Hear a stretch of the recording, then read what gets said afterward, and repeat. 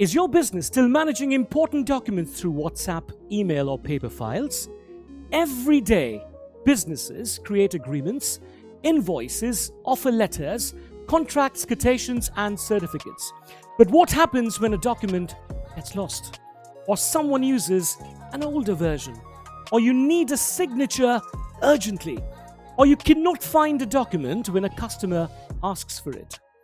Introducing Oscits, your all-in-one digital document management platform. Wasting time searching for documents? Start managing your business the smarter way with Oscits. Please find link below for more details and experience the future of digital document management. Oscits, manage, sign, stamp, share, secure. So several months later, Raja Babu connected नील कपूर. तो राजा बाबू ने किया नील कपूर के साथ contact किया, नील कपूर के साथ बात start किया. Sir we have a serious problem. तो राजा बाबू बोला नील कपूर को कि सर हम लोग को एक बहुत बड़ा प्रॉब्लम हुआ, एक सीरियस प्रॉब्लम हुआ. क्या प्रॉब्लम हुआ? Neel listen carefully. क्या हुआ? तो व्हाट हैपेंड, वो पूछा क्या हुआ. राजा बाबू एक्सप्लेन एवरीथिंग कि the startup continued operating. Startup operate हो रहा है. The software had been completely by another team. जो सॉफ्टवेयर हैंडल हो रहा था वो पूरा एक अलग सा टीम हैंडल कर रहे. न्यू कस्टमर्स हैड ज्वाइन, नया कस्टमर भी ज्वाइन किया है. रेवेन्यू हैड इंक्रीज, रेवेन्यू भी बहुत ज़्यादा इंक्रीज किया है. But Vikram still claimed ownership. But still Vikram ने जो उनका जो ओनरशिप है वो क्लेम कर रहे. Potential investors became uncomfortable. जो इन्वेस्टर्स था वो अभी अनकम्फर्टेबल फील कर रहे क्योंकि वो ऑलरेडी उसका जो प्रॉफिट परसेंटेज जो वो मांग रहा है. सो फंडिंग डिस्कशन स्टॉप्ड. तो फंडिंग का जो डिस्कशन है वो भी स्टॉप हो गया, बंद हो गया. एंड बिजनेस ग्रोथ भी स्लो हो गया. सो नील कपूर ने फिर that evening Neel Kapoor met S Chaudhary के साथ मीट किया. After reviewing the situation, Chaudhary immediately identified the issue. कौन सा इशू उसको फाइंड हुआ कि नो को फाउंडर एग्रीमेंट, कोई को फाउंडर एग्रीमेंट नहीं था. सो चौधरी एक्सप्लेन किया कि most startup focuses on bringing people in. तो मोस्ट स्टार्टअप का यही होता है कि मुझे कितना लोग आएगा, कितना अच्छा काम करेगा. कोई फाउंडर एग्रीमेंट के बारे में किसी को कोई ध्यान नहीं देता है. So very few plan for people living. तो यही होता है. तो the founders had discussed ownership. The founders ownership के बारे में डिस्कस करते हैं. और they had never discussed commitment. वो कभी कमिटमेंट के बारे में कभी डिस्कस नहीं करते, हमेशा ओनरशिप के बारे में डिस्कस करते हैं. And they had never discussed performance expectations.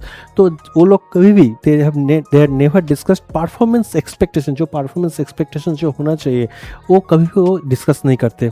And most importantly they never discussed what would happen if को फाउंडर लेफ्ट. और वो कभी भी डिस्कस नहीं करते कि अगर किसी भी रीज़न से अगर को फाउंडर अगर छोड़ के चला जाता है तो उसके बाद क्या होगा, ये कोई डिस्कस नहीं करते जब स्टार्टअप बनाता है कोई.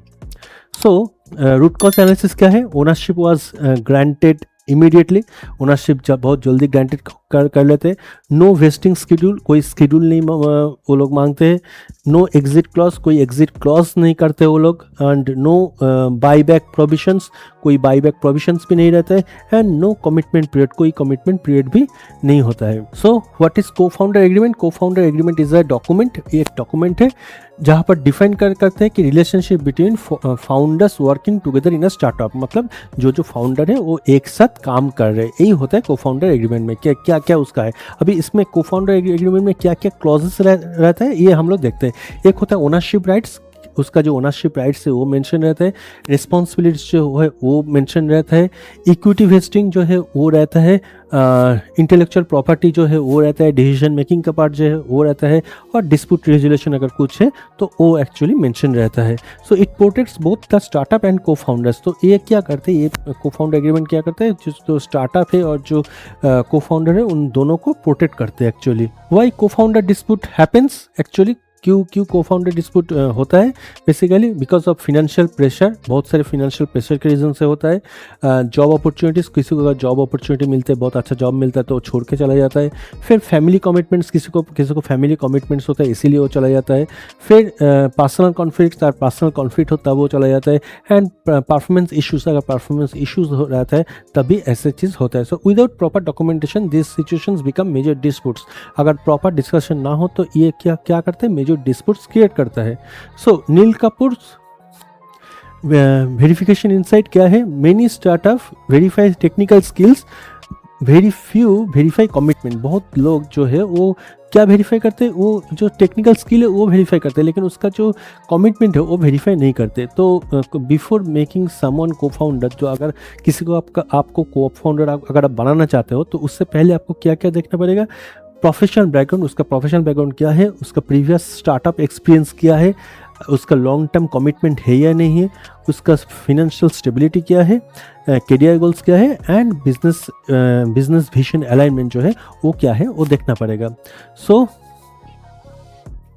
नेक्स्ट, इफ को फाउंडर एग्रीमेंट इज मिसिंग, अगर को फाउंडर एग्रीमेंट मिसिंग होता है, अगर नहीं रहते तो क्या प्रॉब्लम होगा, क्या कॉन्सिक्वेंसेस हो सकता है। Equity dispute, definitely equity disputes होगा, लीगल प्रोसीडिंग्स होगा, लीगल प्रोसीडिंग होगा, फाउंडर कॉन्फ्लिक्ट होता है, फाउंडर कॉन्फ्लिक्ट होता है, इन्वेस्टर रिजेक्शंस करते हैं, एंड बिजनेस डिले होता है, डेफिनेटली रिलेशनशिप ब्रेकडाउन करते हैं, and long term ownership disputes चलता है।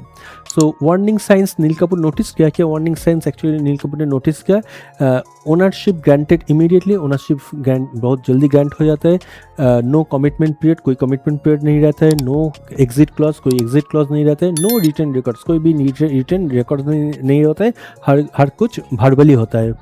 सो को फाउंडर एग्रीमेंट चेकलिस्ट में क्या देखना है, अगर को फाउंडर जब एग्रीमेंट होता है तो ये हम लोग ये चेकलिस्ट डेफिनेटली देखेंगे और ये चेकलिस्ट को फॉलो करेंगे। क्या, एक को फाउंडर आइडेंटिटी वेरीफाइड, को फाउंडर का आइडेंटिटी वेरीफाई हुआ है नहीं हुआ है, रोल्स जो है वो डॉक्यूमेंटेड है या नहीं है, ओनरशिप परसेंटेज जो है, ओनरशिप का जो परसेंटेज है वो डॉक्यूमेंटेड है या नहीं वो देखेंगे, इक्विटी वेस्टिंग जो है वो डिफाइंड हुआ है नहीं वो देखेंगे, इंटेलेक्चुअल प्रॉपर्टी ओनरशिप जो है वो डिफाइंड हुआ है नहीं तो देखेंगे, कॉन्फिडेंशियली क्लॉज जो है वो इंक्लूडेड है या नहीं वो देखेंगे, एंड जो भी सिग्नेचर्स हो एंड एग्रीमेंट्स जो है वो प्रॉपर्ली स्टोर हुआ ये देखेंगे हम। सो हम लोग जो को फाउंडर एग्रीमेंट का जो है उसमें डूज एंड डोंट्स हम लोग देखते हैं एक बार क्या है। डूज में है डिफाइन ओनरशिप केयरफुली, डेफिनेटली आपको जब एग्रीमेंट बना रहे तो ओनरशिप जो है वो केयरफुली मेंशन होना चाहिए। यूज़ वेस्टिंग स्केड्यूल, आपको वेस्टिंग स्केड्यूल जो है वो आपको मेंशन करना पड़ेगा। डॉक्यूमेंट एक्सपेक्टेशंस, जो भी डॉक्यूमेंट है उसको डॉक्यूमेंट्स को आपको मतलब रखना पड़ेगा आपके पास। रिव्यू कमिटमेंट्स पीरियडिकली, आपका जो कमिटमेंट्स हो पीरियडिकली आपको करना पड़ेगा। डिस्कस एग्जिट सीनियर्स अर्ली, तो सीनियर्स के साथ बहुत जल्दी डिस्कस करना पड़ेगा इस कुछ प्रॉब्लम हो तो। Do not give ownership without conditions, कोई किसी को ओनरशिप मत दीजिए विदाउट कंडीशन, किसी को डेफिनेटली मत दीजिएगा। Depend on verbal promise, verbal promises के ऊपर ओनरशिप एग्रीमेंट नहीं होता है। Ignore exit planning, exit planning बहुत समय हम लोग इग्नोर करते हैं, तो कभी भी एग्जिट प्लानिंग इग्नोर नहीं करना है। And assume everyone will stay forever, तो ये सोच लेना कि ये जो है को फाउंडर सबसे जो ज्वाइन कर रहे वो मेरे साथ पूरा कंपनी में सारा लाइफ फॉरएवर हो रहेगा, ये मिसकंसेप्शन आप मत रखिए। सो एक्सपर्ट रिकमेंडेशन क्या है, a startup should not only plan how founders join, ये ऐसे प्लान नहीं होना चाहिए। It should also plan how founders leave, कैसे वो छोड़ोगे मतलब कैसे ज्वाइन करेगा ये ऐसे वो नहीं होना चाहिए, कैसे वो छोड़ सकता है ये भी सोचना पड़ेगा। सो एक्शन प्लान क्या है, एक्शन स्टेप 1 आइडेंटिफाई ऑल को फाउंडर्स, और जो भी को फाउंडर्स है उसको देखना पड़ेगा। स्टेप 2 वेरीफाई आइडेंटिटीज, उसका आइडेंटिटी वेरीफाई करना पड़ेगा। स्टेप 3 डिफाइन रिस्पॉन्सिबिलिटी, जो भी रिस्पॉन्सिबिलिटी उसको डिफाइन करना पड़ेगा। Step 4 define ownership percentage define करना पड़ेगा। स्टेप 5 क्रिएटिव वेस्टिंग शेड्यूल जो है वो ठीक करना पड़ेगा।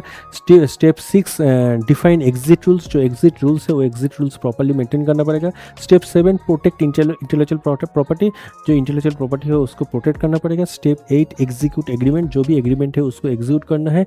Step 9 store document securely, documents को सिक्योरली स्टोर करना है। एंड स्टेप 10 रिव्यू एनुअली उसको रिव्यू करना है। सो की लर्निंग समरी क्या है, चूजिंग अ को founder is one of the most important decision in a startup. तो डेफिनेटली एक को फाउंडर एग्रीमेंट जो है वो बहुत ही एक इम्पॉर्टेंट पार्ट होता है एक स्टार्टअप के लिए।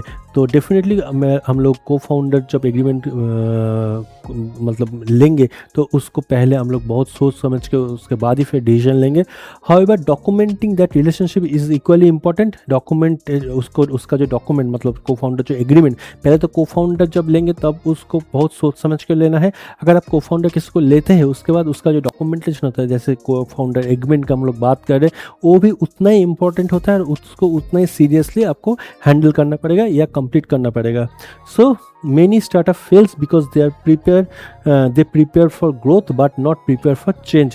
वो सिर्फ ग्रोथ के ऊपर प्रिपेयर करते हैं, बहुत सारे स्टार्टअप मतलब इसके ऊपर मतलब चेंज के ऊपर नहीं प्रिपेयर होते, इसलिए बहुत सारे स्टार्टअप जो होता है वो फेल हो जाता है। सो हम लोग को हमेशा याद जो करना पड़ेगा, जो फाइनल थॉट है हम लोग का ये है कि अ को founder can help build a startup. एक जो को फाउंडर है वो एक स्टार्टअप को बिल्ड करने में बहुत हेल्प करता है डेफिनेटली, लेकिन अ को founder agreement helps protect it. लेकिन को फाउंडर एग्रीमेंट जो है वो उसको प्रोटेक्ट करने में हेल्प करता है। तो हम लोग क्या सीखा basically? So think before you sign, verify before you trust, document before you act and protect before you lose. तो यही बोल के हम लोग ये जो चैप्टर है इस चैप्टर को कंप्लीट करते हैं। सो नेक्स्ट चैप्टर में देखते हैं कि कौन सा एग्रीमेंट है और उसमें क्या क्या हम लोग सीखते हैं। तो चलिए नेक्स्ट चैप्टर में। Thank you so much.